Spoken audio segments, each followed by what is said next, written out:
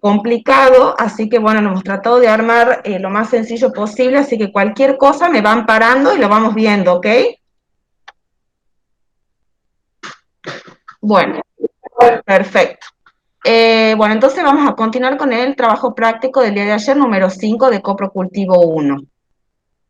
Como ustedes habían visto en la clase de ayer, recuerden que ante la sospecha de estar frente a una infección que puede ser causada por una bacteria como Escherichia coli, nosotros estratégicamente sembrábamos la muestra en medios de cultivos selectivos y diferenciales que luego nos permitan a nosotros ir ayudándonos un poco en el diagnóstico.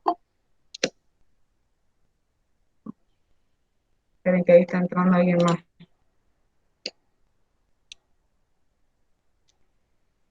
Bueno. Sí, bueno, recuerden que Escherichia coli era un bacilo gram negativo que en el McConkey lo íbamos a observar como una colonia rosa debido a que tenía la capacidad de poder fermentar la lactosa. Eran colonias redondas, mucosas, convexas y con bordes definidos. Entonces lo que nosotros hacíamos era seleccionar entre 6 y 8 colonias rosas y las sembrábamos tanto en un medio TC-agar como en un citrato. ¿Para qué hacíamos esto? ¿Alguien se acuerda?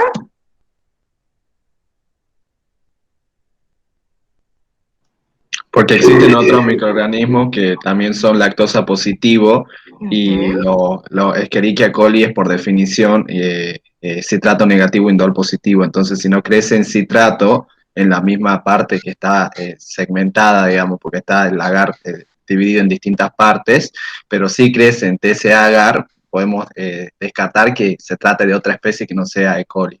Perfecto. Entonces nosotros justamente sembramos, tocamos por ejemplo esta colonia que la llamamos colonia número 1 y sembramos tanto en TCA como en citrato, siempre por supuesto trabajando con la misma colonia y como dijo el compañero, esto nos va a orientar y servir porque las que son citrato negativo no nos daría sospecha de tratarse de una Escherichia coli. Entonces, luego, como le había comentado ayer los profesores, utilizando unas pruebas bioquímicas mínimas, como por ejemplo el TCI, el citrato sin urea, nosotros así podríamos ir acercándonos al diagnóstico de ver si nuestra infección se puede tratar de una Escherichia coli enterovirulenta. ¿Qué pasa en el laboratorio? Nosotros podemos empezar a hacer el diagnóstico a partir del TCA, pero también nos puede pasar, y a fines prácticos, que nosotros podamos trabajar desde la materia fecal. ¿Cómo sería esto? Este tipo de marcha lo que hace es utilizar técnicas de tamizaje como las técnicas de biología molecular, como lo que es la PCR múltiple. ¿Qué particularidad tiene este tipo de PCR? Es que en su mix contiene no solamente un par de primers, sino que uno le puede incluir más de un par de primers y esto nos va a permitir combinar diferentes genes de factores de virulencia y así poder ir asociándolos a un microorganismo en particular. Entonces, cuando nosotros en el laboratorio nos llegue, por ejemplo, un paciente pediátrico que presenta una materia fecal que contiene sangre, ¿qué microorganismo creen ustedes que el médico sospecharía que se puede tratar si estamos observando una materia fecal con sangre? ¿Qué creen ustedes? Shigella.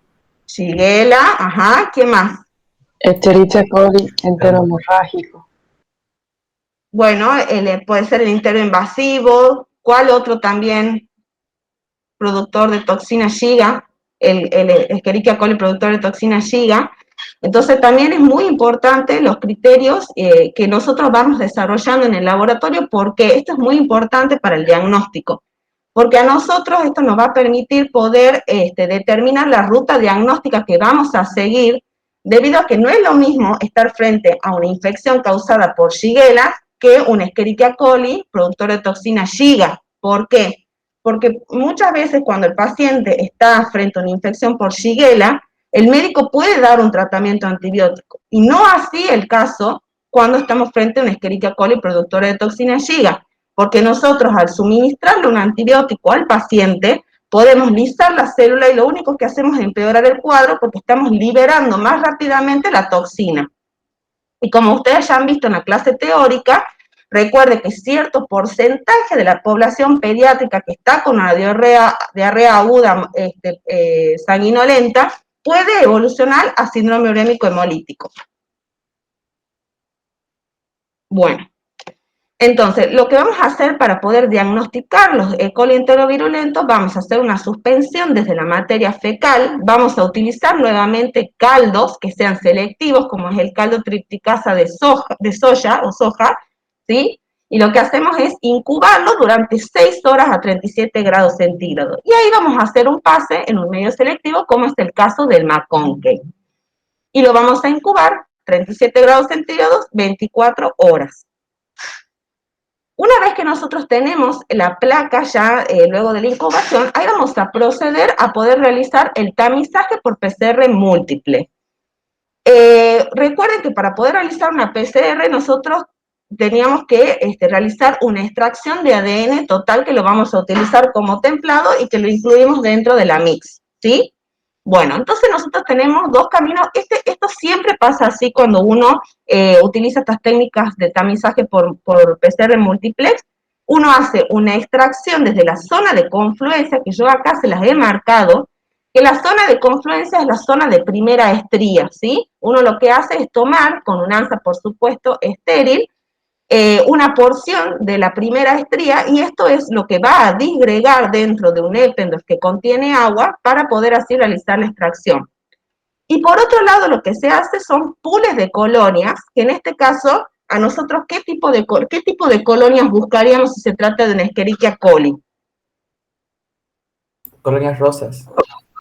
Perfecto, entonces lo que yo hago es trabajar con colonias rosas y lo que hago es ir utilizando, aunque ya les voy a mostrar ahora, se utiliza una placa de, por ejemplo, McConkey o McConkey sorbitol grillado, donde lo que hago yo es tocar una de estas colonias, toco mi McConkey grillado y lo que me sobra lo descarto también en un tubo Eppendorf que contiene agua para poder realizar la extracción. Acá lo vamos a ver más con detalle. Lo que se hace entonces, como les contaba, de zona de confluencia se toma una porción de la primera estría, en un tubo de Eppendorf que contiene agua, vamos a disgregar bien todas estas colonias, vamos a calentarlo durante 10 minutos, vamos a pasar por centrífuga 10 minutos, y en el sobrenadante vamos a encontrar nuestro ADN total, que es el que a nosotros nos interesa. Y por otro lado vamos a armar lo que se llaman, como les había comentado, el pool de colonias. ¿Para qué trabajamos con pools de colonias? Esto es algo muy estratégico, porque lo que yo hago es directamente ya trabajar con colonias aisladas de morfología característica, y esto a mí me va a ir simplificando el trabajo. Entonces yo decido cómo voy a armar los pools. Los pools uno decide si lo puede armar de entre 4 a 5 colonias. Entonces, ¿qué hace uno? Como les dije acá, yo les voy a mostrar. Voy a salir un cachito acá de la presentación.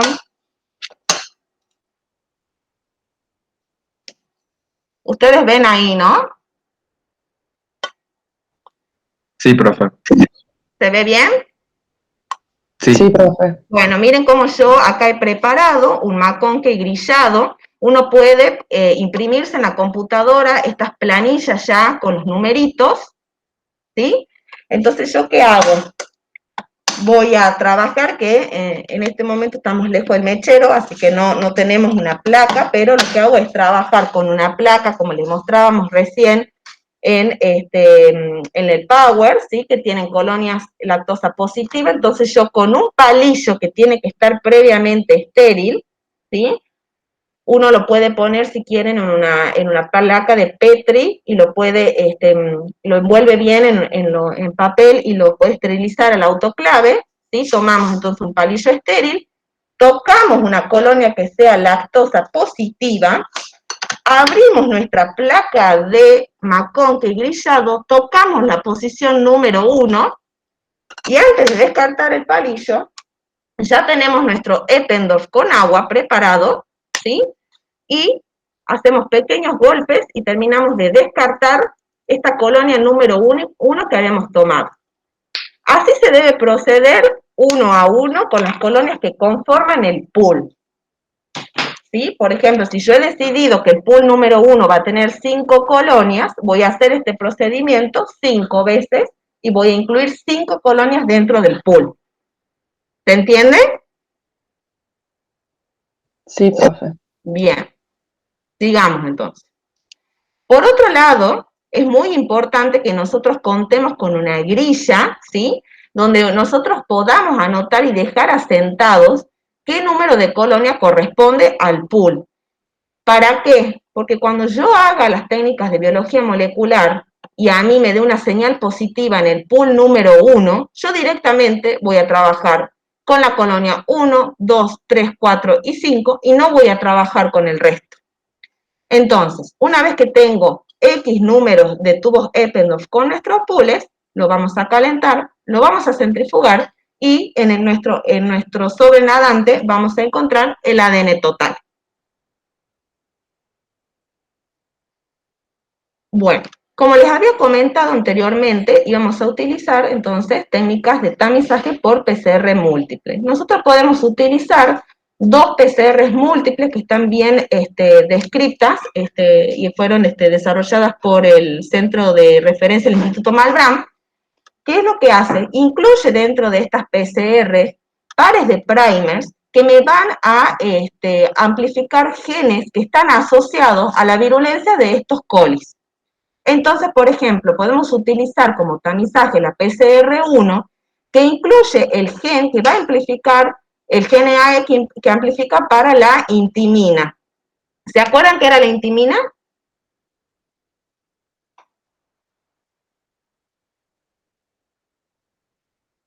Profe, ¿no es la adhesión que tenía la Perfecto. bacteria? Claro, está íntimamente, una adhesina que está íntimamente relacionada en la unión de la bacteria con la célula. También esta PCR va a incluir las toxinas termolábil y termoestable. Entonces, una vez que yo tengo mi ADN tanto de la zona de confluencia como de pools de colonia, yo voy a preparar la mix y voy a revelar luego con un gel de agarosa y voy a ver qué es lo que encuentro. Si yo llego a tener una señal positiva para el GNAE, puedo estar frente a un Escherichia coli enteropatógeno. Si en cambio tengo una señal positiva para las toxinas termolábil y termoestable, puede estar frente a un enterotoxigénico. Y también podemos utilizar la otra PCR multiplex, que esta incluye el gen IPA-H, que está también involucrado en la invasión del entero invasivo, el gen AGGR, que también está asociado a factores de virulencia del entero agregativo, y la toxina Shiga, ¿sí? Cuando nosotros tenemos un IPA-H positivo, entonces podemos estar frente a un Escherichia coli enteroinvasivo. Si tenemos positivo el gen del AGGR, podemos estar frente a un enteroagregativo, y si tenemos positivo para una o las dos toxinas Shiga, podemos estar frente a una Escherichia coli productora de toxina Shiga. Cuando nosotros realizamos técnicas de tamizaje por PCR, nosotros no podemos decir que tenemos un positivo confirmado. Nosotros hablamos de un positivo presuntivo. Entonces, ¿cuáles son los posibles resultados que podemos tener? Tenemos el caso en el que podamos tener que tanto en la confluencia como en todos los pools o alguno de los pools de colonia, nosotros tengamos señal positivo de alguno de los genes amplificados. Entonces, lo que yo hago directamente, como les había comentado, es ir a trabajar con aquellas colonias que conforman el pool que dio positivo. Ya trabajo con colonia individual. En el caso de que tengamos un positivo, una señal positiva en la confluencia, pero no así en los pools de colonia, lo que se debe hacer es pensar, si a mí la confluencia me ha dado positivo y no los pools, yo puedo decir que en la confluencia yo tengo alguna bacteria que es productora de alguno de estos factores de virulencia. Pero dentro de las colonias que yo he tocado para armar los pools, lamentablemente ninguna de ellas era portadora de estos genes. Entonces lo que debo hacer es remitirme a esta confluencia, tomar una porción, ¿sí?, de esta confluencia con una ANSA previamente esterilizada, hago una pequeña suspensión y vuelvo a hacer una siembra en un medio selectivo. la voy a incubar y al otro día voy a proceder nuevamente a volver a picar colonias para ver si en los nuevos pools que yo he armado puedo encontrar aquella bacteria que tiene ese factor de virulencia. Y por otro lado, por supuesto, en el caso de que tanto la confluencia como el pool de colonias den negativo, la muestra se va a informar como negativa. Entonces, una vez que tenemos este presuntivo positivo, vamos a proseguir a la identificación tanto fenotípica como genotípica de estos patógenos. Ahora vamos a hablar exclusivamente de lo que es la parte de detección de Escherichia coli, productor de toxina Shiga, y en sus siglas en inglés se les dice STEC. Acá tenemos que, como ustedes vieron en la clase teórica que la profe les había comentado, que tenemos separado en dos grandes grupos. Las Escherichia coli productoras de toxina Shiga O157 y las STEC no O157, es decir, son otras colis productoras de toxina Shiga que tienen un antígeno somático diferente a los 157 y que fueron asociados a enfermedades severas. Entonces, nosotros acá lo que debemos hacer en el laboratorio es poder tener en cuenta todas las características diferenciales que nos van a permitir, de E. coli 157H7, que nos van a permitir ir acercándonos cada vez más al diagnóstico. Como todo bacilo gram negativo, posee la mayoría de las características bioquímicas de la especie coli, pero tienen algunas diferencias, como ser que no fermenta el sorbitol o lo hace muy lentamente. Entonces lo que se hace es usar medios de cultivo que contienen sorbitol para que la morfología que desarrolle esta bacteria nos pueda ayudar para poder ir identificándola. No posee actividad de beta-glucuronidasa. La temperatura óptima de crecimiento tiene un rango de entre 30 y 42, siendo 41,5 la temperatura en la que mejor crece. Desarrolla pobremente a 44, 45 grados y en temperaturas superiores a los 45 ya no puede desarrollarse. Y un punto importante es que si bien no desarrolla en temperaturas menores a los 10 grados, tiene la particularidad de poder sobrevivir en productos congelados.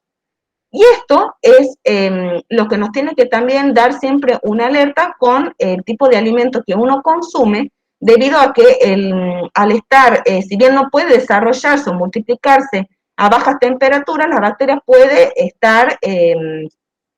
puede sobrevivir. Y otra parte, bueno, también es que puede resistir cambios de pH, como por ejemplo lo que es toda la parte de producción de los chacinados, los embutidos. Y algo muy importante que destacamos acá es que a diferencia de O157, las otras STEC, o sea, las que son no O157, no van a presentar características bioquímicas diferenciales. Entonces nosotros si estamos frente a un medio como el McConkey y vemos solamente colonias que son rosas, no vamos a poder diferenciar si es una Escherichia coli productora de toxina Shiga O157, no vamos a ver si es una no O157, o simplemente se trata de una Escherichia coli presente en la flora gastrointestinal. ¿Cuáles son los criterios para poder detectar estas STEC O157? Como les había comentado, la morfología de las colonias después de desarrollarse en medios selectivos y cromogénicos.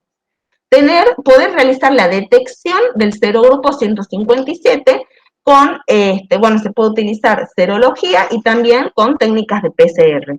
Características bioquímicas distintivas, como las que habíamos nombrado anteriormente, la detección del enterohemolicida, que está muy asociado a este tipo de patógenos, y detección de genes asociados a factores de virulencia, como habíamos visto las toxinas Shiga, la enterohemolicina o también el antígeno flagelar H7. Entonces, para el aislamiento de estos microorganismos, nosotros vamos a utilizar o vamos a realizar tanto cultivo directo en medios selectivos con un enriquecimiento previo en caldos selectivos. Y vamos a utilizar técnicas que son de mucha ayuda, como es el método de la separación inmunomagnética, que lo que nos va a permitir es poder concentrar estos microorganismos para poder trabajar. ¿Ustedes se imaginan por qué sería útil realizar una separación inmunomagnética?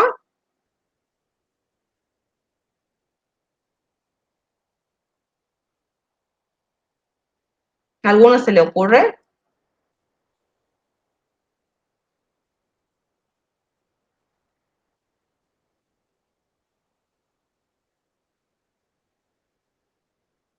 ¿Se me escucha? Sí se le escucha. Ah, bueno, díganme no entonces, porque yo no los veo. Bueno, la separación inmunomagnética es una técnica que nos va a ayudar, como les he dicho, a poder concentrar estos microorganismos. ¿Por qué? Porque estos microorganismos se encuentran en muy bajo número y tienen dosis infectivas muy bajas.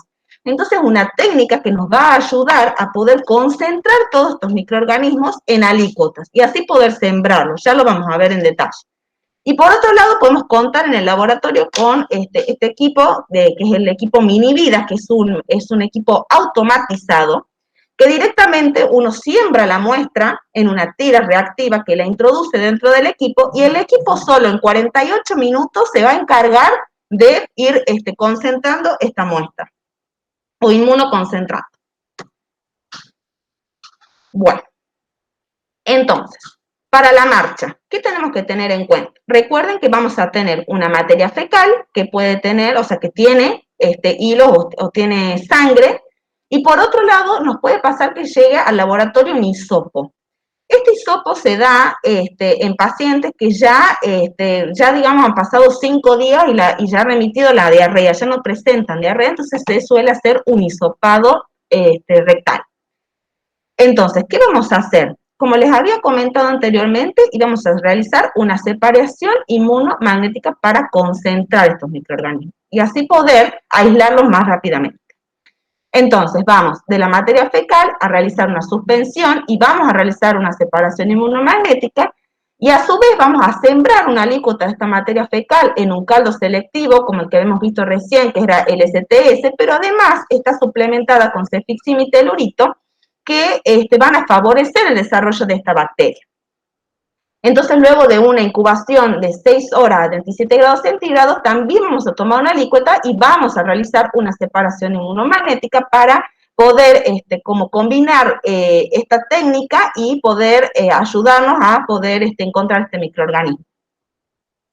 Y por otro lado, se puede hacer también siembras directas en estos medios y luego de la separación inmunomagnética, recuerden, como les había comentado, se van a utilizar medios selectivos, como por ejemplo el medio SMAC, que recuerden que tenía la particularidad de tener sorbitol, entonces a esta Escherichia coli 157 la vamos a observar como colonias blancas, sorbitol negativo, ¿sí?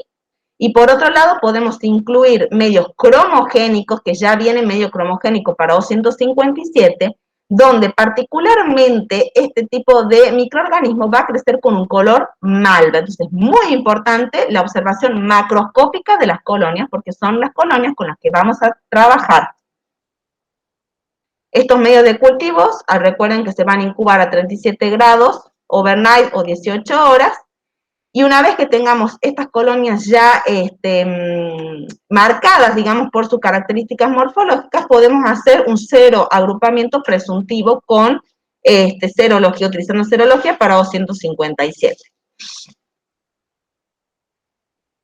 Vamos a ver así, a grandes rasgos, en qué consiste la separación inmunomagnética. Como les había comentado, la separación inmunomagnética es una técnica que nos va entonces a poder ir concentrando estos microorganismos y utiliza perlas inmunomagnéticas que están recubiertas con anticuerpos que son específicos para el antígeno 157. Entonces vamos a tomar 1 mililitro de la suspensión de la materia fecal, la vamos a colocar en un Eppendorf y la vamos a enfrentar con estas perlas, aproximadamente 20 microlitros.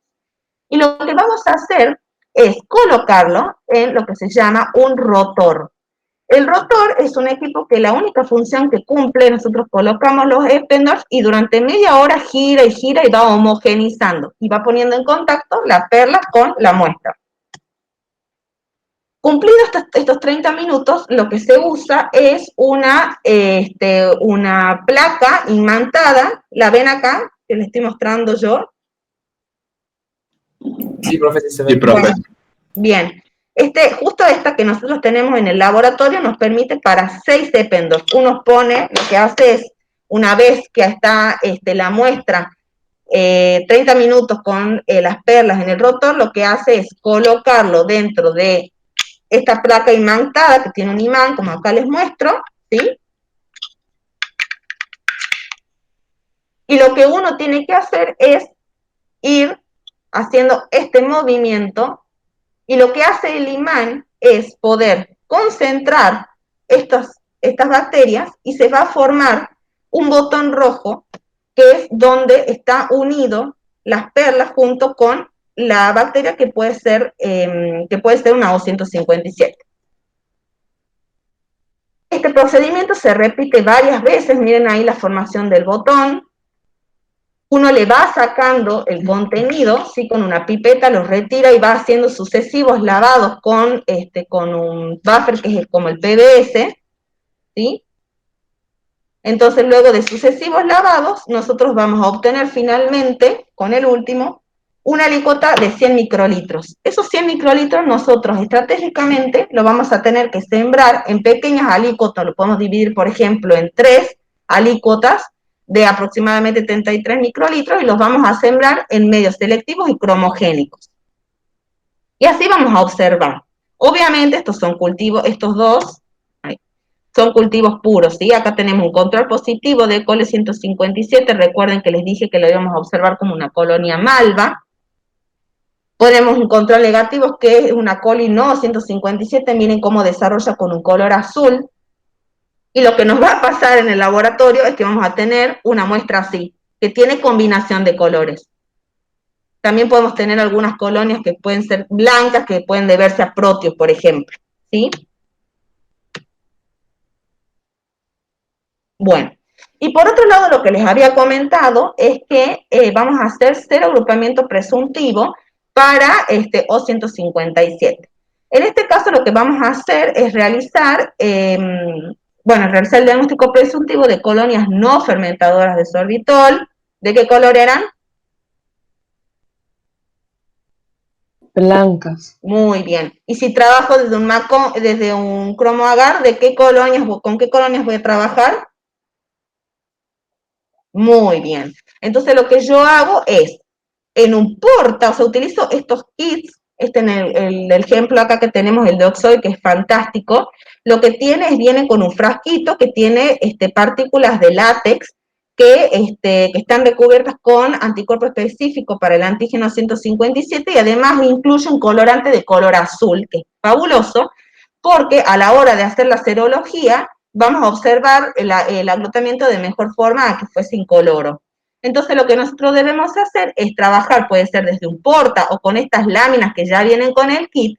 Vamos a colocar una gota de solución fisiológica estéril, vamos a tomar con un ansa previamente estéril, vamos a ir picando una colonia con morfología característica, la disgregamos en esta gota de solución fisiológica y la enfrentamos junto con una gota de este látex. Vamos a homogenizar bien, mezclamos bien, y luego de unos minutos vamos a observar si tenemos una reacción positiva.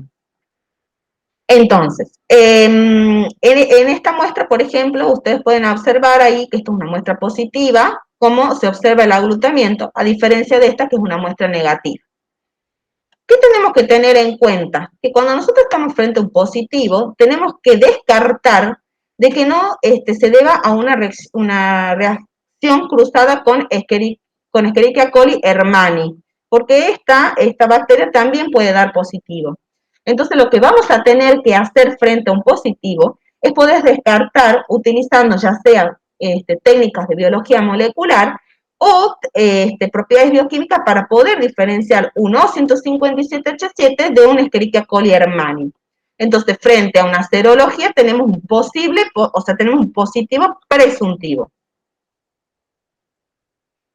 Entonces, para la parte de la identificación, para diferenciar lo que era un Escherichia coli O157H7 de hermani, lo que vamos a utilizar es diferentes propiedades bioquímicas y vamos a destacar o vamos a guiarnos en las que presentan mayor diferencia.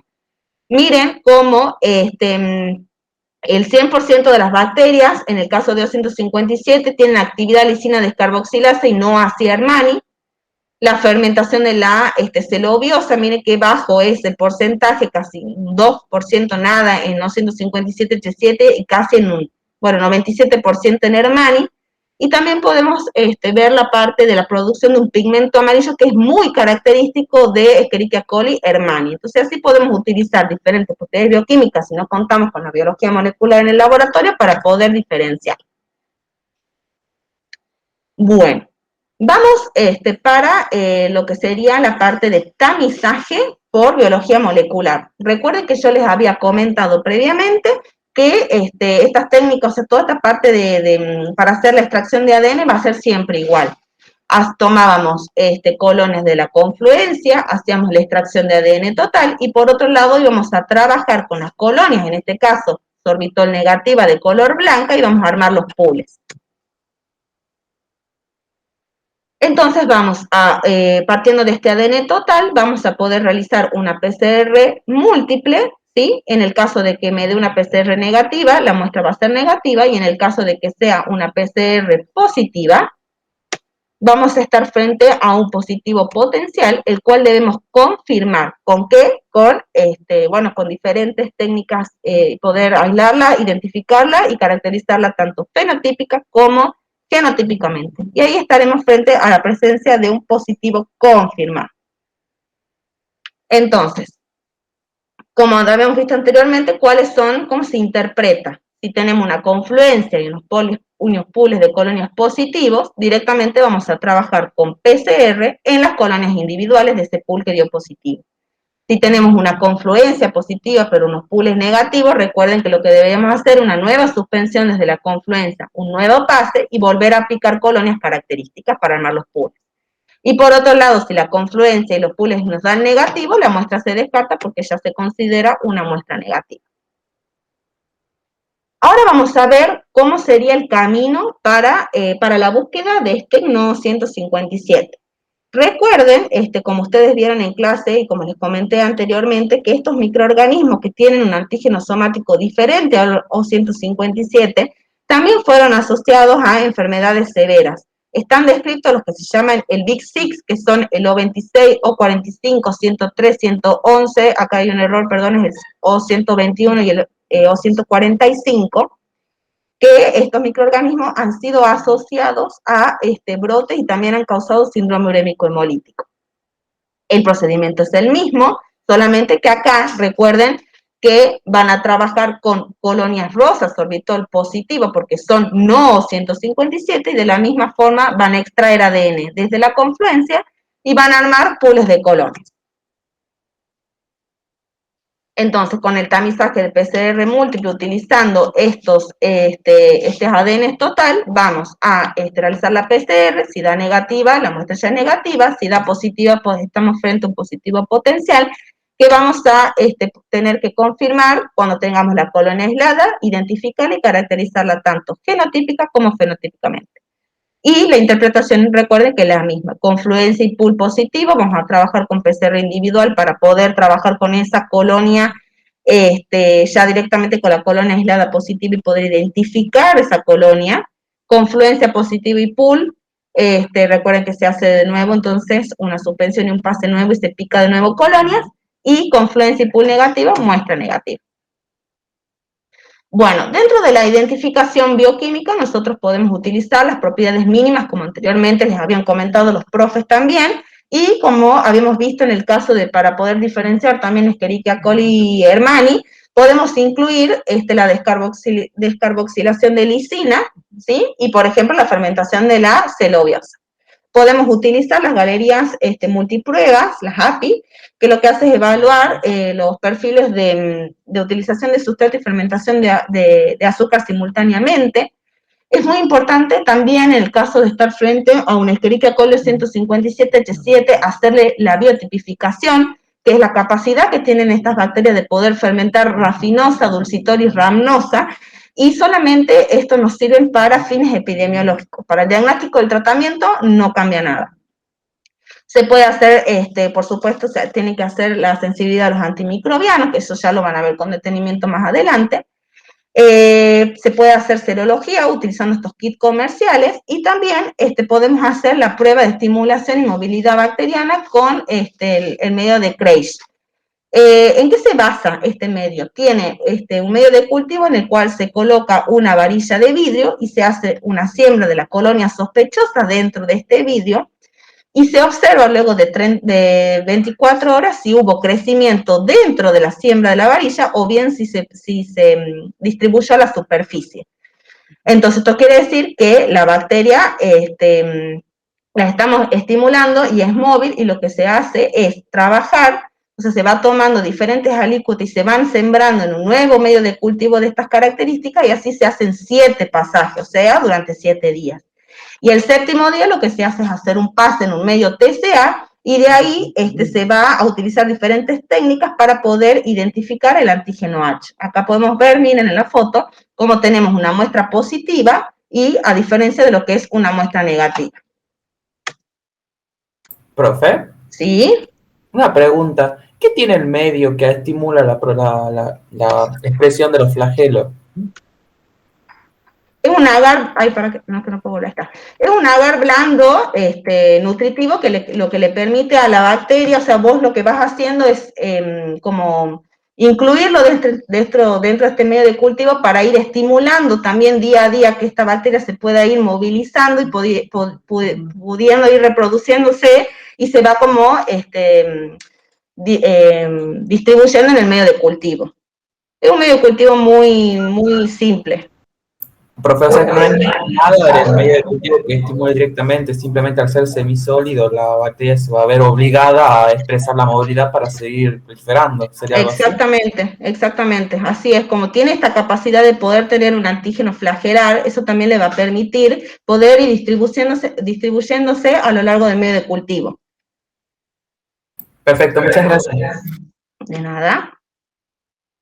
Bueno, y en la parte de la caracterización genotípica vamos a utilizar técnicas también de PCR, que son técnicas de muchísima ayuda. Yo acá les he traído una foto de lo que es la PCR multiplex, ¿sí? Para las toxinas Shiga 1 y 2 y para el antígeno somático O157.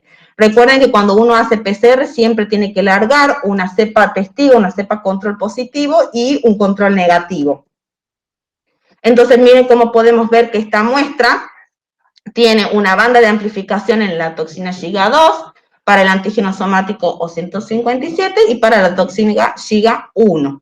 ¿Sí? Entonces acá tenemos una muestra que es portadora de las dos toxinas. Por otro lado, podemos tener el caso de una bacteria que puede tener el O157 y puede tener solamente el gen de la toxina Shiga 2. Otro caso es que solamente amplifique para el O157, es decir, sea un Escherichia coli 157 no productor de toxina Shiga.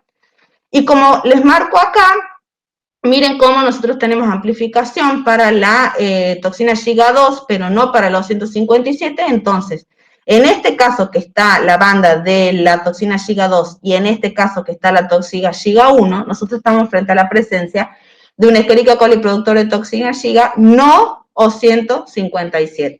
Entonces, es muy importante poder distinguirlas y después poder completar nuestro diagnóstico con diferentes técnicas para poder así llegar a el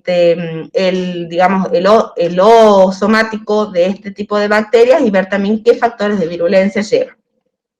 Entre otras PCRs que también se pueden utilizar y son muy útiles, entre los factores de virulencia son, acuérdense, el GNAE, que en el gel vamos a verlo como una banda de 864 pares de base, una banda bastante pesada. La enterohemoricina también se puede hacer por PCR, una banda más pesada todavía de 1551, y también se puede utilizar primers para amplificar el gen de el flagelar H7, que va a presentarse como una banda de 625 pares de base. Y por último, una técnica que es la técnica Gold estándar, que es la electroforesis de campo pulsado, que a diferencia de una electroforesis común, lo que hace es hacer, digamos, uno enfrenta el ADN total con enzimas de restricción específica para cada microorganismo, realiza diferentes cortes a lo largo del ADN y cuando son sometidos a un campo, o sea, lo vamos a colocar en una cuba que tiene diferentes electrodos, ya no tiene 2 electrodos como una cuba común y corriente, va haciendo diferentes movimientos del ADN y nos va a dar un perfil de banda que para qué nos sirve. Esto es solamente también para fines epidemiológicos y es muy importante. Recuerden que el síndrome urémico hemolítico, o sea, la electroforesis no solamente se usa para el síndrome urémico hemolítico, se usa para cualquier microorganismo y son muy importantes en los estudios de vigilancia. Pero recuerden que el síndrome urémico hemolítico es una enfermedad de denuncia obligatoria. Entonces, en el caso de que se confirme que el niño está frente a un Escherichia coli productor de toxina Shiga que le puede estar causando el síndrome urémico hemolítico, se tiene que hacer la denuncia al CIPROSA, y lo que se hace, que en realidad casi nunca se logra, pero es tratar de ver el consumo de ese niño en las horas o en los días previos, ver si hay algún tipo de alimento que pueda haber estado involucrado, que un alimento contaminado que pueda haber estado involucrado en esta infección. Se va al lugar, o sea, CIPROSA va al lugar y trata de secuestrar el lote o parte de ese alimento contaminado, y paralelamente con la materia fecal del niño enfermo va haciendo todas estas técnicas y culminan en una electroforesis de campo pulsado y ver si las bacterias son clonales, para poder decir si esa bacteria que estaba en el alimento es la misma bacteria que yo encontré en la materia fecal. Entonces, es muy importante también tener en cuenta esta técnica en todo lo que es con brotes de población pediátrica, muchas veces los que se dan hasta las guarderías también. Entonces yo acá, muy sintéticamente, es una técnica muy artesanal que lleva, para los bacilos, lleva aproximadamente 3 días de elaboración, en el caso de los cocos son 5 días. Se trabaja, recuerden, ya con colonias aisladas. Miren, este es un ejemplo de una coli, ¿sí? Una Escherichia coli productora de toxina Shiga. Vamos a impregnar este ADN en pequeños tacos o, como de agarosa, ¿sí? Vamos a realizarlas y someterlas enfrentarlas con enzimas de restricción. Bueno, y ahí lo vamos a ir colocando dentro de la cama para armar el gel en la cuba, y finalmente, luego de aproximadamente 24 horas, vamos a obtener, revelando el gel, un gel de estas características. Miren cómo la enzima de restricción va realizando diferentes cortes a lo largo del ADN. Entonces, este gel nosotros lo vamos a colocar en un software ya característico que nos va a permitir establecer de manera porcentual la similitud que tienen las cepas, ¿sí? Uno puede ver, digamos, el dendrograma, se llama, no me salía el nombre, y así poder ver qué clonalidad tienen las cepas que están en estudio. Bueno, listo. ¿Alguna pregunta antes de pasar con la profe Ceci? Profe, Sí. yo tengo una pregunta. Sí. En la separación inmunomagnética, Sí. solamente entonces podríamos aislar o separar los que sean O157, pero no los no O157. Exactamente, porque vos vas a trabajar con perlas, o sea, vos en el mercado vos compras una perla que tiene los anticuerpos que son específicos para el antígeno O157. Bien, profe, muchas gracias. No, de nada. Bueno, chicos, si no tienen dudas, le agradecemos a la profe Paula y la despedimos. Y muchas gracias, Pau, excelente, clarísima la explicación. Ella ha trabajado muchísimo y hace eso diariamente. Por ya eso es el cotidiano. Sí, ya es una rutina. Por eso lo tiene cocinado ya el tema y queríamos que ella se los presente porque nadie mejor que ella para que lo explique con detalle. Bueno, gracias, Ceci. Cualquier cosa, ya saben, chicos, nos pueden comentar si hay algún tipo de duda. Sí.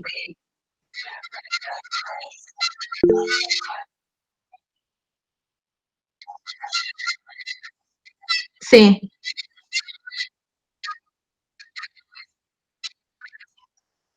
No, a vos el punto rojo se te va a formar igual porque vos estás poniendo las perlas. Visualmente, a vos el punto rojo lo único que te dice es que en ese botón está la posibilidad de que si la muestra tiene la Escherichia coli 157 va a estar contenida de ese punto, pero vos al punto lo vas a ver igual porque vos estás poniendo las perlas que son de color rojo y se van a pegar en el imán.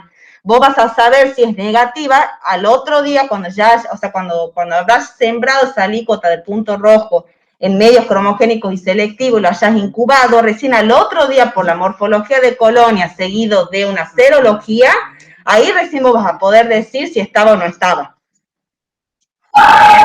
No, de nada.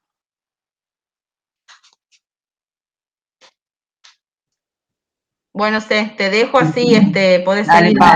¿Ah? Muchas gracias, Pau. Nos vemos. Chao, chicos, gracias. Bueno, chicos, eso era lo que les faltaba, que les decía ayer que se les iba a dar por separado, para que puedan entender mejor todo lo que es la identificación de coli O157 y no O157.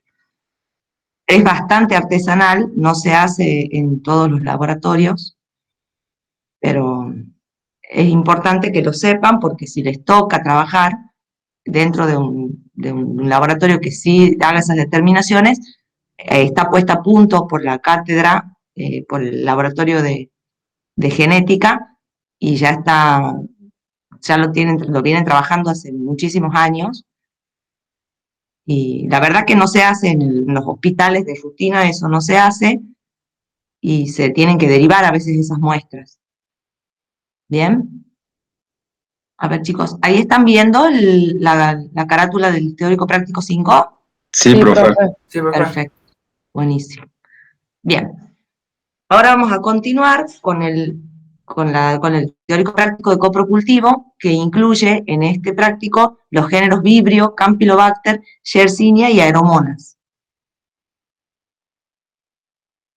Como siempre, los objetivos son que logren integrar los conocimientos con la clase teórica, que puedan generar un pensamiento crítico y resolutivo para poder tomar para la correcta muestra y para investigar las bacterias asociadas a los cuadros diarreicos, en este caso, y adquirir las herramientas para poderlas identificar. Estos géneros se caracterizan porque, o sea, Vibrio y Campylobacter tienen características morfológicas particulares, ¿sí? Ya vamos a ver en cada caso la morfología, digamos, de la bacteria es bastante característica.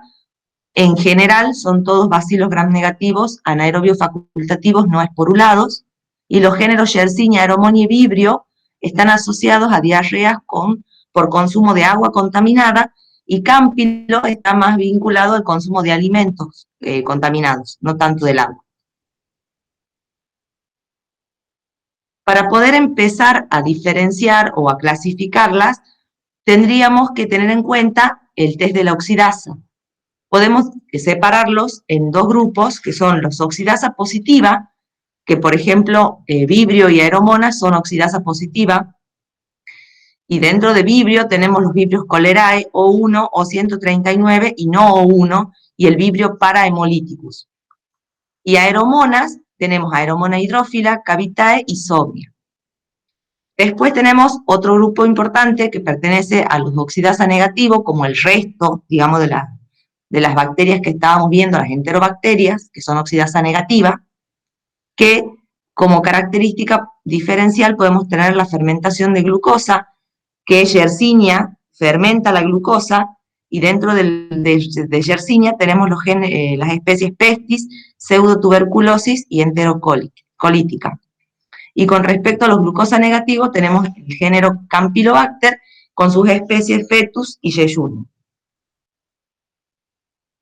Yersinia es una bacteria, ya habíamos dicho, es un bacilo gram negativo, oxidasa negativa, que está incluida en la familia Enterobacteriaceae, no produce esporas ni cápsula, y tiene una característica particular, que es móvil a temperatura ambiente, o sea 22 grados, pero es inmóvil a 37 grados.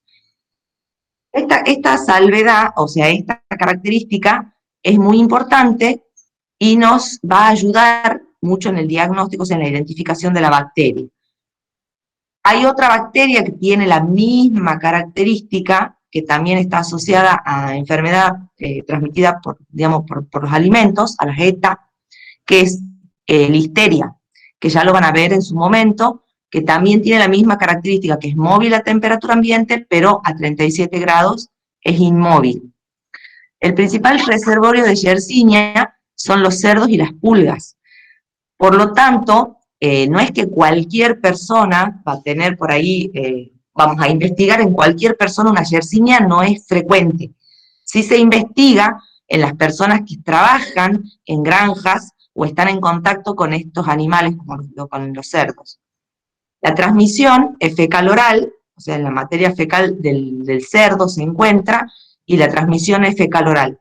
Pueden desarrollar también a temperatura ambiente, y muchas veces lo que se hace es, a partir del coprocultivo, las plaquitas se las deja incubando a temperatura ambiente un día más, para ver si aparece alguna colonia sospechosa.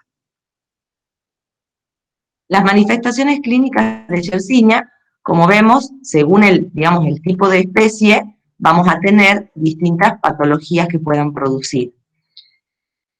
Si es la Yersinia enterocolítica, vamos a tener principalmente una gastroenteritis, y como complicación podemos tener bacteriemia y sepsis. Si es Yersinia pestis, que el origen es de la pulga, podemos tener la peste bubónica, una peste septicémica o una peste neumónica. Y si la patología es la linfadenitis mesentérica, ya estamos hablando de una Yersinia pseudotuberculosis. Por lo tanto, si nosotros estamos investigando una Yersinia enterocolítica, vamos a trabajar a partir de una muestra de materia fecal haciendo un coprocultivo.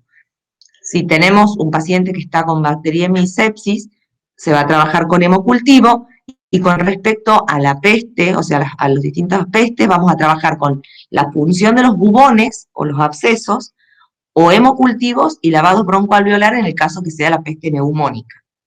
Y con respecto a la linfadenitis mesentérica, una punción del ganglio que esté inflamado. Para tener en cuenta, la peste bubónica, neumónica y la linfadenitis mesentérica no son frecuentes en nuestro medio. Y con respecto a la Yersinia enterocolítica, solamente los médicos la van a pedir o la van a solicitar a su investigación en caso de que el personal sea, granjero, o cuando hay una sospecha clínica epidemiológica por quizá un brote o algo en una granja. Aeromonas, pertenece a la familia Aeromonadaceae, también es un bacilo gram negativo, oxidasa positivo, no produce ni espora ni cápsula, son patógenos oportunistas, ¿sí? Y el principal reservorio tienen que asociarlo con agua dulce y vegetales. También la transmisión es fecal-oral. Fíjense, Aeromonas, el reservorio es agua dulce, y vamos a ver que Vibrio también puede tener, un reservorio en el agua, pero el agua es salada.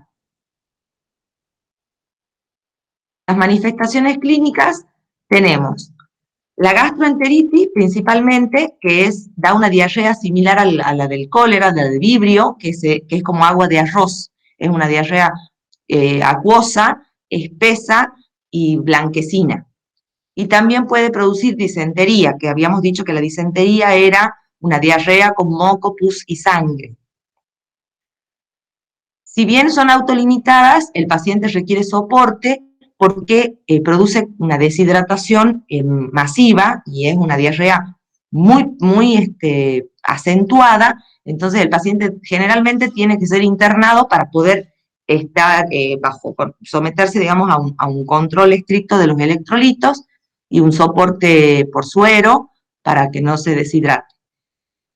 También está relacionada la Aeromonas hidrófila a la infección de heridas, y también está relacionada a cuadros que pueden ser desde una celulitis hasta un cuadro más grave que involucre músculo, que es la mionecrosis.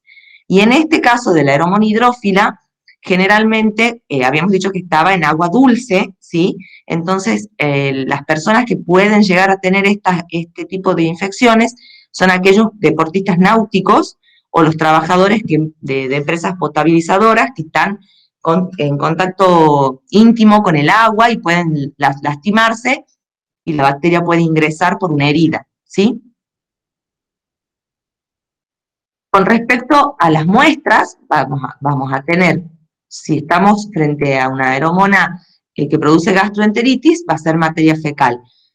En el caso de digamos, de una sepsis vamos a tener un hemocultivo, y en el caso de las infecciones de heridas vamos a tener las tomas de muestras de una herida abierta, por ejemplo, o una herida cerrada si es una celulitis, una punción aspiración o una biopsia, y siempre acompañada de un hemocultivo, porque no se olviden ya que cuando hay una celulitis hay un compromiso, digamos, de las capas más profundas de la piel, y se las puede encontrar también en sangre.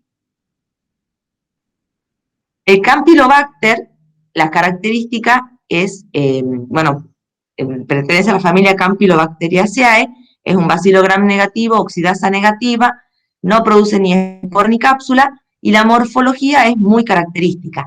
Se le dice como alas de gaviota. Fíjense en la imagen cómo se ven cuando hay dos celulitas unidas, cómo se ve como una gaviota, es la morfología muy característica. Son patógenos oportunistas, también tiene una transmisión fecal-oral asociada a la industria avícola y también al consumo de alimentos, digamos, en general. O sea, Campylobacter podemos llegar a investigar en un laboratorio. De hecho, en el Hospital de Niños, cuando yo hice una pasantía ahí hace muchísimos años, trabajaban en los coprocultivos rutinariamente, lo buscaban a Campylobacter, además, digamos, de buscar Salmonella, Shigella y el Colio 157, buscaban Campylobacter. Son curvados, ¿sí? Como la característica es como las alitas de gaviota. La gastroenteritis que produce es una diarrea acuosa, también puede producir disentería, bueno, y otros cuadros más graves como bacteriemia, sepsis. Por supuesto, siempre depende del paciente, ¿sí? Porque en un paciente inmunocompetente lo más probable es que dé una gastroenteritis que se limite y no tenga complicaciones, pero puede llegar a tener serias complicaciones en pacientes inmunocomprometidos, y depende de la especie, ¿sí? Puede llegar a producir aborto séptico.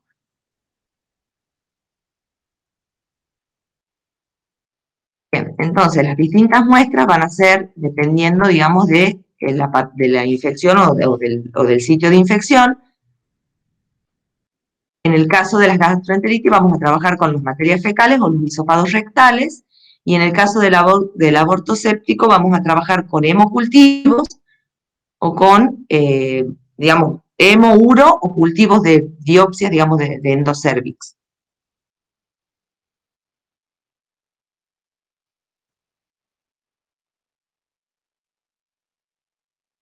Con respecto a Vibrio, también tiene una característica muy particular en su morfología. Fíjense que son como comas, ¿sí? Tiene la formita, es curvado, es como como comitas. La bacteria tiene esa morfología.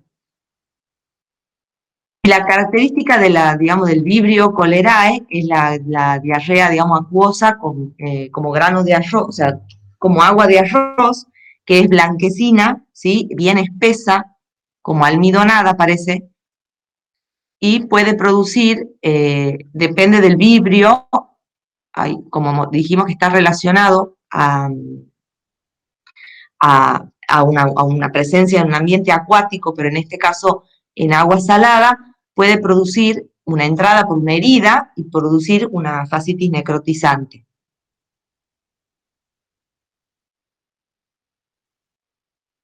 Bien, las muestras, por supuesto, van a depender digamos, del sitio de infección. Nos vamos a centrar en la gastroenteritis, o sea que de la muestra que vamos a partir es una materia fecal.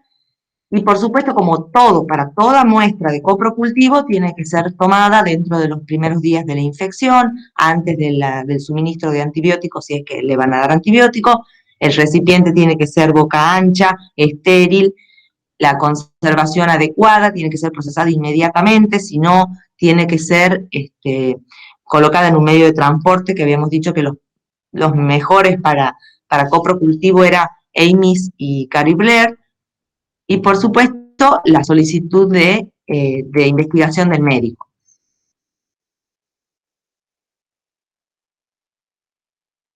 Bien, En el examen en fresco lo que se pueden observar son una reacción inflamatoria, la leucocitosis, ¿sí? Si fuera otra etiología, digamos otro agente etiológico, el causal, podemos observarlo también en el fresco, por ejemplo los parásitos, y si no tenemos, digamos, no hemos observado parásitos y tiene reacción inflamatoria, procedemos al coprocultivo. En el hisopado rectal, exactamente lo mismo, ¿sí? Tener en cuenta en el momento de la toma de muestra, y en este caso nos vamos a valer, digamos, de un hisopo estéril con un medio de transporte. Una vez que tenemos la muestra, la tenemos que cultivar y podemos llegar a partir de la colonia a la identificación fenotípica por sistemas automatizados o uso de propiedades bioquímicas y por Malditov. También existen otras técnicas comerciales, los kits comerciales, por ejemplo, para Campylobacter, viene un kit comercial que desde un hisopado rectal podemos investigarlo, y para Vibrio, por ejemplo, existen también las técnicas de la inmunofluorescencia indirecta. Para investigar Yersinia, nosotros debemos colocar la muestra, o sea, la muestra de materia fecal, en un BHI con sangre desfibrinada. Se debe incubar 14 días a 4 grados. Eso es como un enriquecimiento en frío que se hace. Y luego se hace un pase a un McConkey.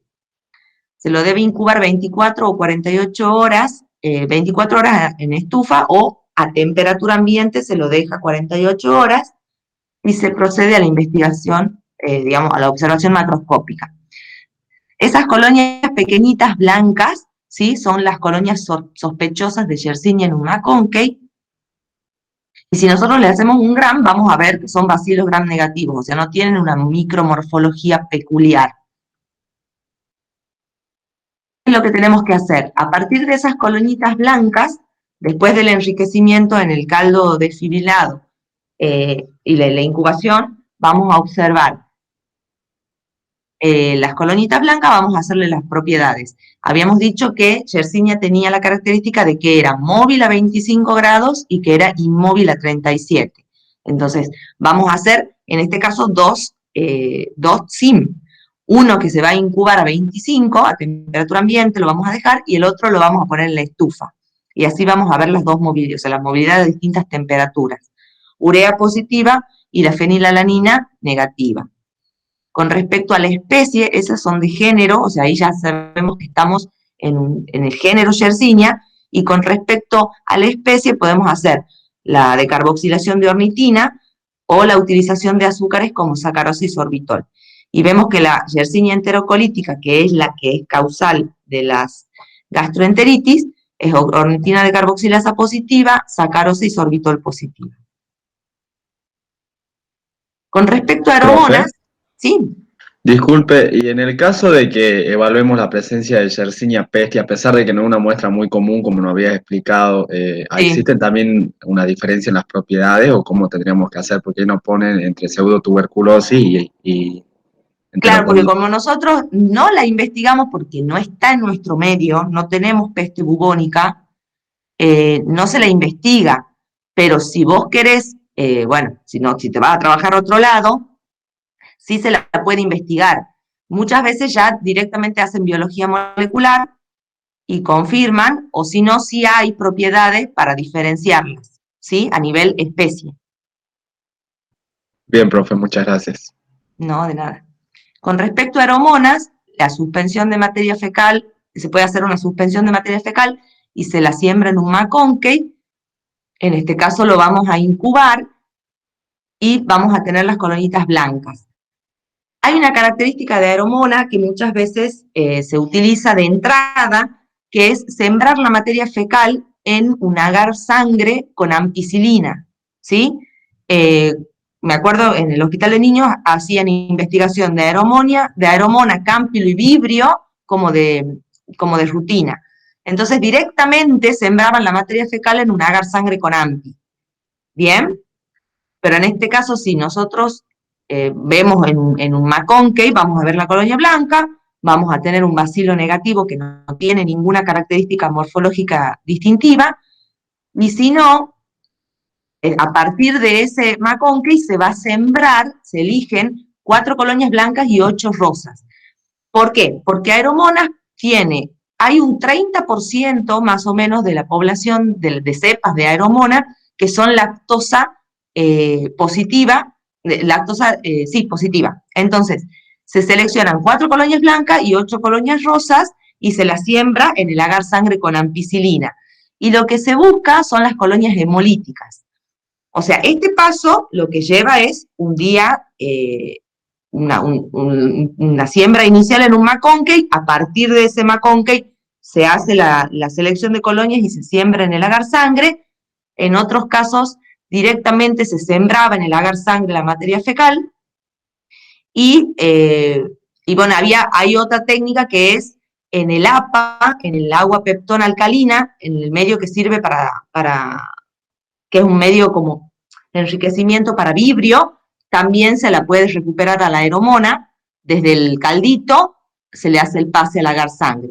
Entonces, nosotros les mostramos esta forma de trabajar para, cuando están investigando aeromonas, sería la forma, no sé si la más correcta, pero la que podría llegar a abarcar, digamos, los tipos de aeromonas, porque ya habíamos dicho que había algunas que eran lactosa positiva y otras que podían ser lactosa negativa.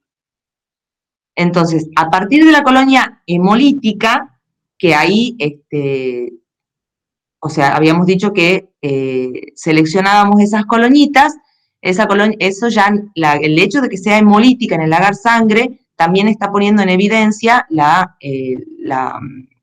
oxidasa, ¿sí? Y para género tenemos que el TCI, o sea, sabemos que fermenta glucosa, es indol positiva y es oxidasa positiva. Y para la especie, podemos tener en cuenta digamos, la aerogénesis y el fenómeno suicida, que en el caso de Aeromonas hidrófila, la aerogénesis es positiva y el fenómeno suicida es negativa. El fenómeno suicida es colocarla en un caldo BHI suplementado con glucosa, ¿sí? Con un 0,5% de glucosa. Al estar presente esa glucosa, se inhibe, digamos, la vía metabólica y se empiezan a acumular, digamos, algunos compuestos que van a producir la lisis de la bacteria. Y se va a clarificar, o sea, el enturbiamiento inicial que nosotros habíamos hecho, la suspensión inicial que era bien turbia, se clarifica. Es como la prueba de bilis, de la solubilidad en bilis para neumo, pero en este caso se utiliza un caldo BHI suplementado con azúcar, o sea, con glucosa. ¿Bien? Y se va a clarificar si está presente el fenómeno suicida. Después de la incubación se va a clarificar el medio, y si es fenómeno suicida positivo, se clarifica, y si no es fenómeno suicida positivo, queda turbio. En este caso, Aeromona hidrófila no presenta el fenómeno suicida, por lo tanto lo vamos a incubar, y después de la incubación va a seguir turbio. ¿Bien?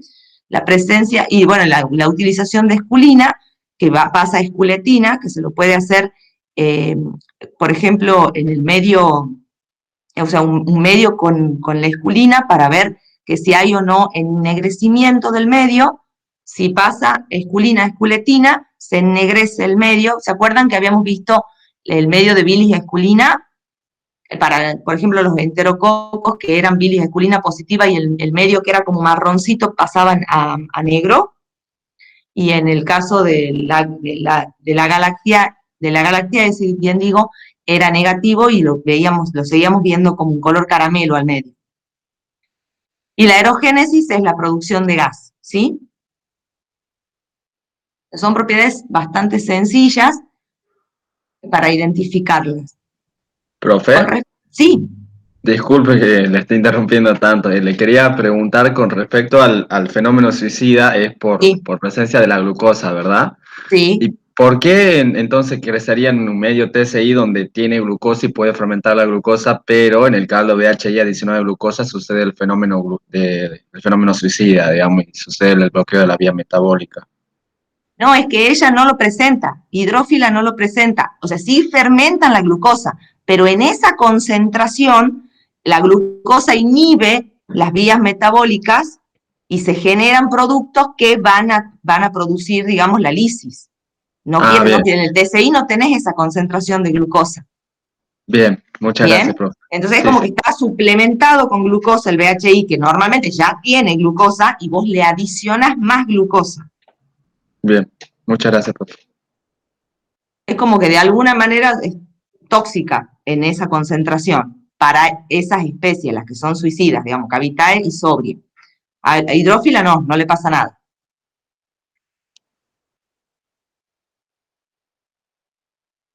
Bueno, Campylobacter tiene características muy particulares, no solo en la morfología, sino en la atmósfera de incubación. Se usan medios específicos, que es el Campivap y el Agar Skid Row, que son medios que tienen antibióticos, por supuesto, y se los incuba en una atmósfera particular, porque la atmósfera tiene un 5% de oxígeno, un 10% de dióxido de carbono y tiene 85% de nitrógeno. Generalmente se usan las jarras de anaerobiosis con los sobregeneradores para que se genere esa atmósfera que necesita Cámpilo para crecer. Y fíjense la temperatura de incubación, es 42 grados. Y no se abre la jarra hasta las 48 horas. ¿Bien?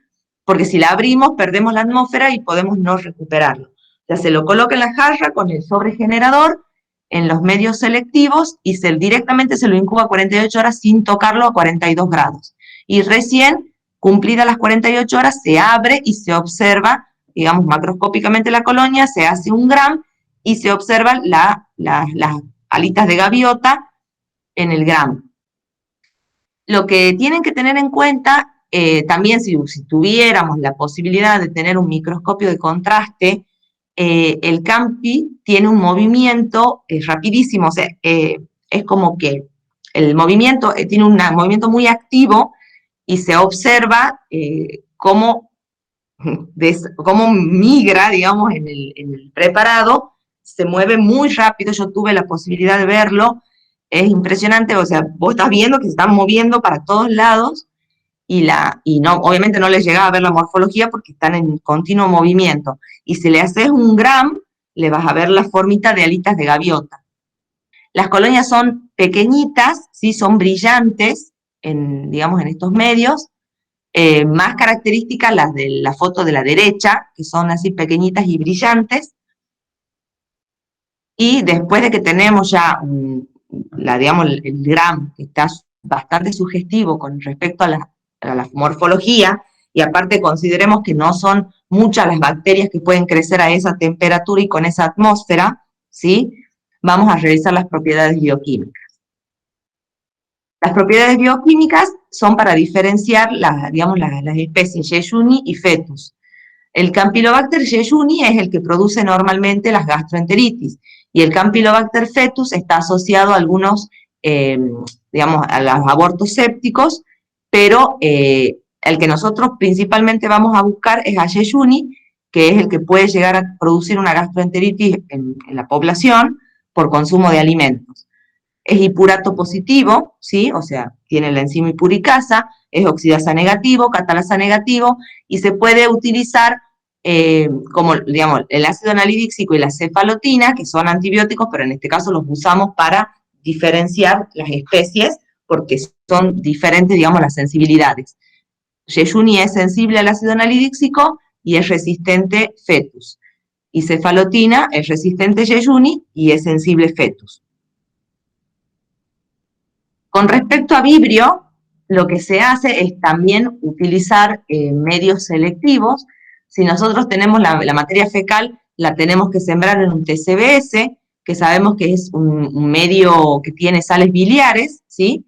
O el BSA, que también tiene un medio con sales biliares, porque recuerden que Vibrio necesita, para crecer, un alto contenido de sal, ¿sí?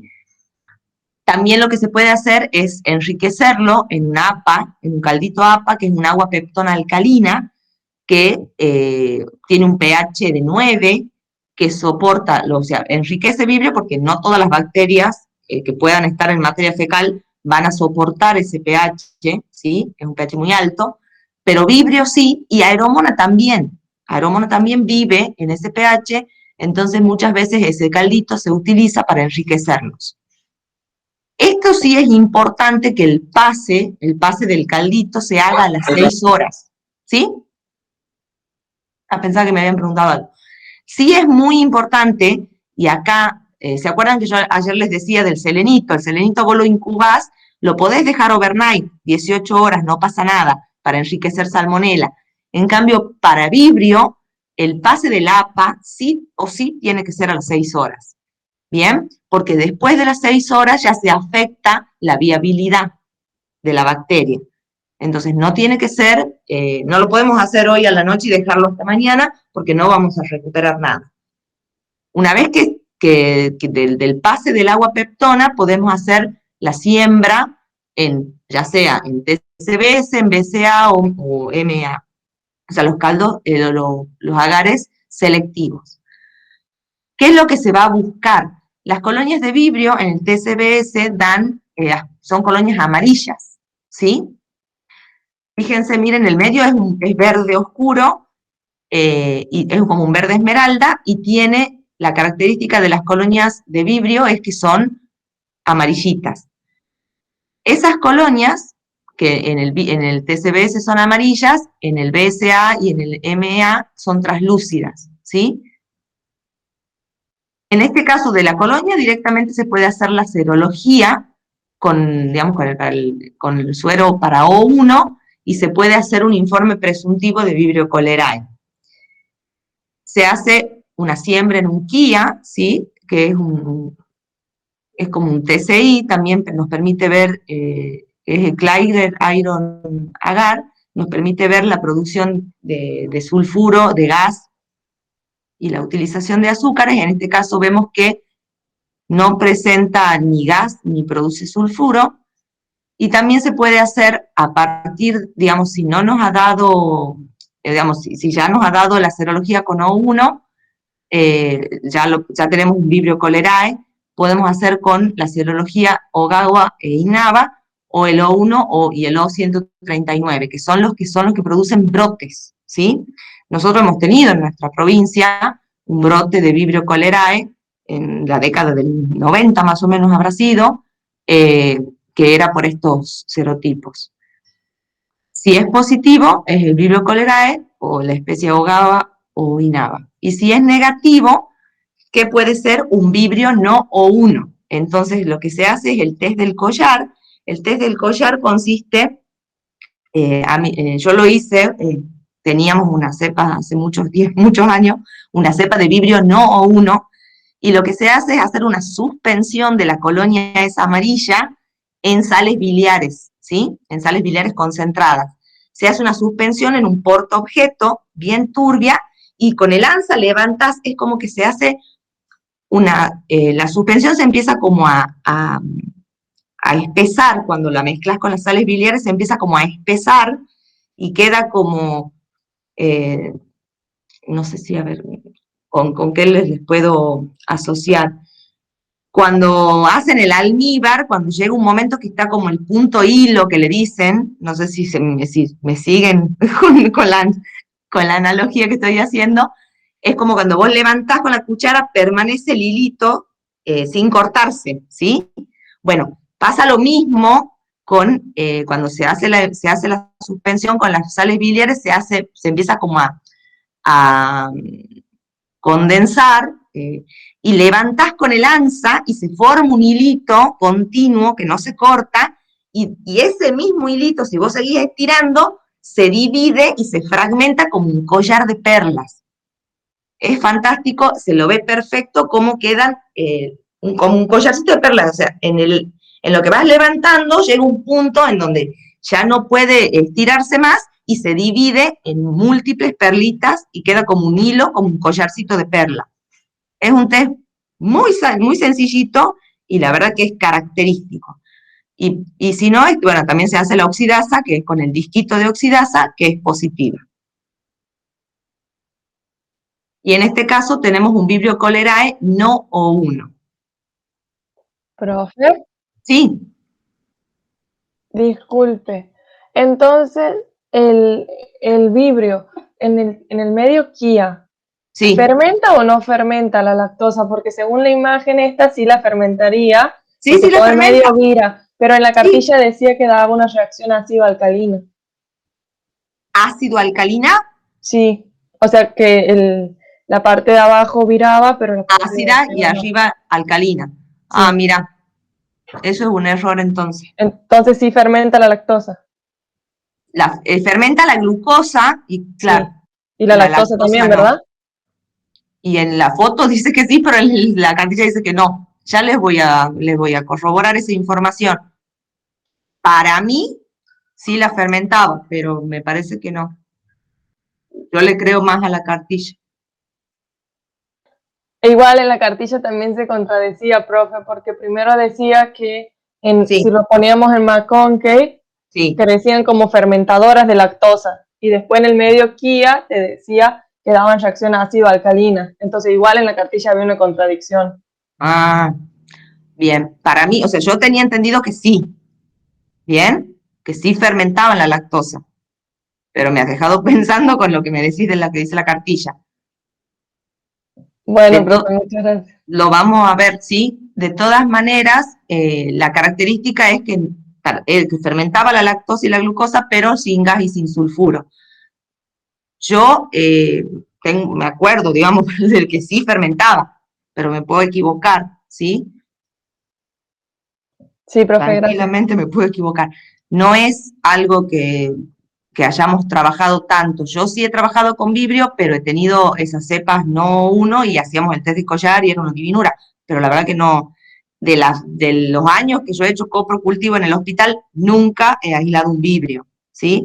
El vibrio que teníamos había sido aislado del hospital de niños y lo teníamos gracias a que ellos nos habían pasado la cepa. Ahí está la reacción ácida alcalina. Bien, pero debe ser, capaz que es para el par hemolyticus, ¿no? O te decía para cólera. Estaba en la parte que era para cólera. ¿Ven? Porque acá está la reacción ácida alcalina del Kia, ¿sí? Que ven el amarillo y el bisel alcalino. Pero en este caso es para el par hemolyticus, que las colonias en el TCBS son azules verdosas, o sea, son colonias diferentes, y el Kia sí nos da ácido alcalino, es oxidasa positivo, y ahí podemos decir que es el par hemolyticus. ¿Bien? Si no, si usamos el agar, digamos, diferencial que yo en la vida lo vi, el Wagatsuma, buscamos las colonias beta hemolíticas y también confirmamos vibrio para hemolíticus. Capaz que ahí hay un pequeño error, ya lo voy a chequear y se los voy a comunicar después, ¿sí? En la próxima, para que nos quede claro a todos, porque ya me quedó la duda a mí también. Vibrio cholerae, también podemos identificarlo con las galerías API y areomonas también.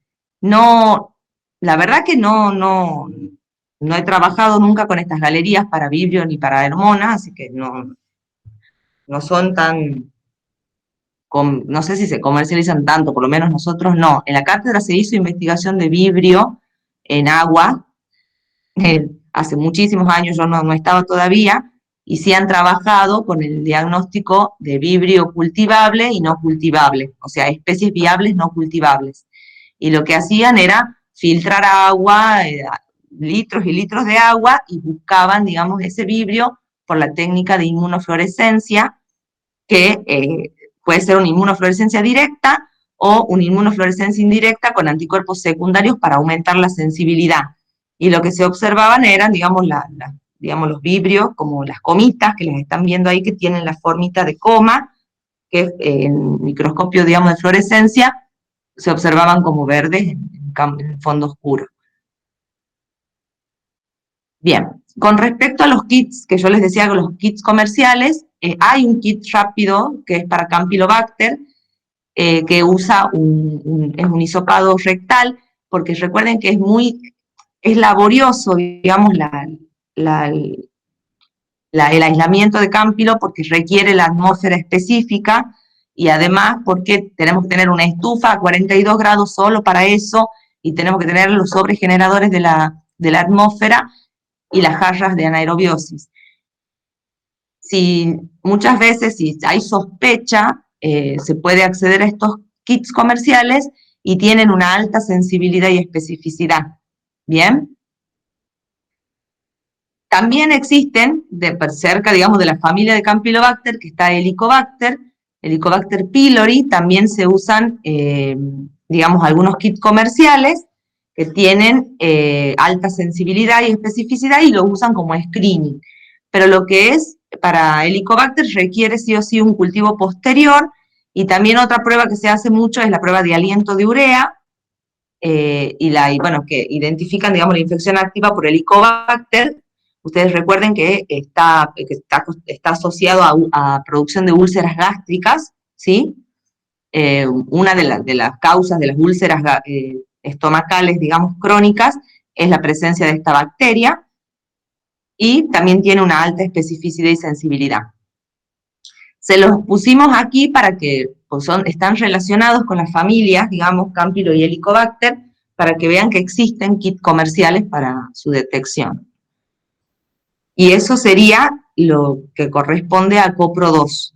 Con respecto a la duda, ya la voy a anotar para no olvidarme, porque si hay que corregir la cartilla, hay para Vibrio.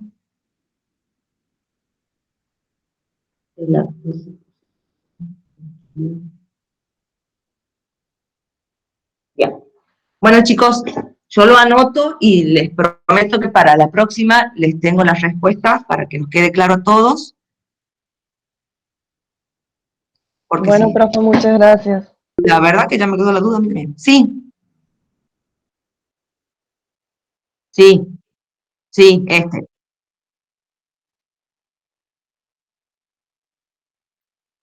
claro.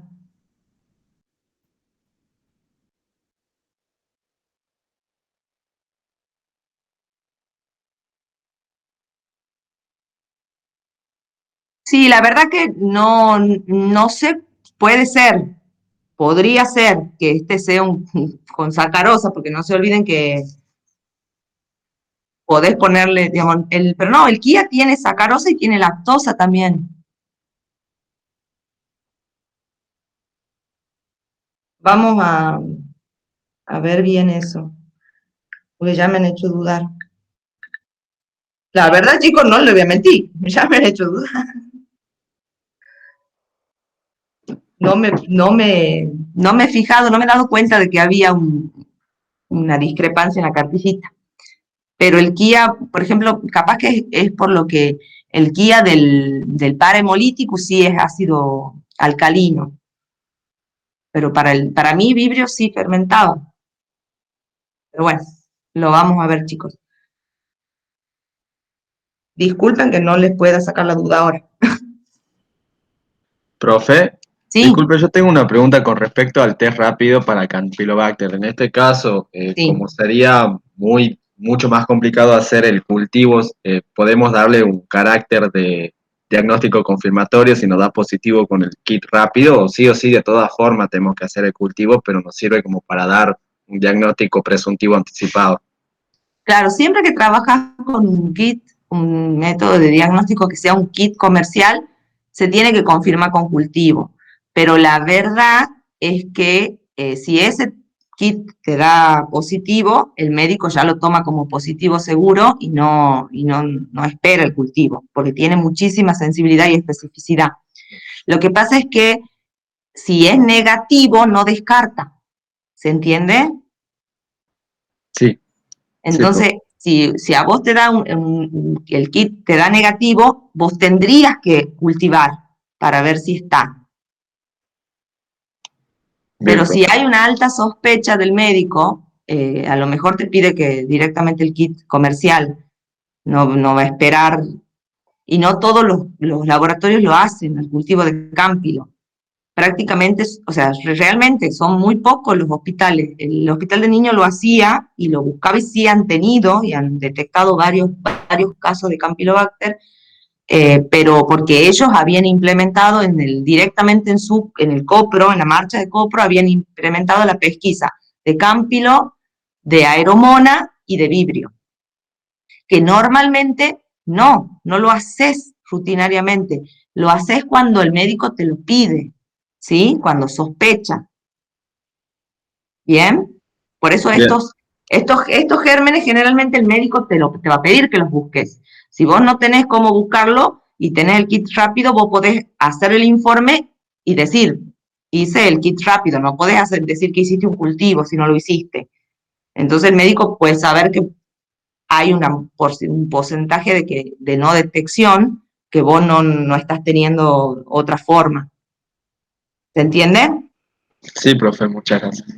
Pero el negativo lamentablemente no te descarta. ¿Bien? Sí, profe. Todo lo que sea un kit rápido no te libera del cultivo. O sea, para lo que es microbiología no te libera del cultivo. Bien, profe, gracias. No, de nada. Bueno, chicos, ¿alguna otra preguntita de esto? Por mi parte, no, profe. Bueno. Sí, diga. Sí,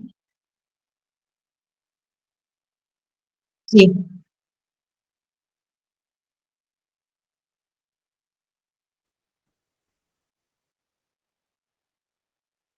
Eh, no, para. Estamos, para.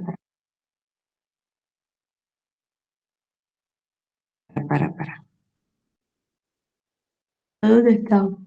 Vibrio. Lo que pasa, acá está. No es. Acá. Vos tenés las colonias amarillas. Si de la colonia directamente haces la serología, ya tenés un informe presuntivo y lo confirmás, digamos, con el KIA. ¿Me entendés? O sea, de la misma colonia vos haces el KIA y si ya tenías la serología positiva, ya está. Porque vos estás trabajando de la misma colonia. ¿Me entendés? Si no te da la serología, le haces la serología de, digamos, O1 o 139 y si no, si es positiva, ya está confirmado. Ahora, si es negativa esa serología, tenés que hacer el collar y la oxidasa para ver si es el no O1. O sea, el no O1, no 139. ¿Se entiende? Si vos partís de la colonia, es confirmatoria la serología, pero te tenés que valer también, digamos, del KIA. O sea, vos haces serología y el KIA y ya confirmás. Si no te da la serología, tenés que hacer el test del collar y la oxidasa para ver si es un no o uno. No, de nada, chicos.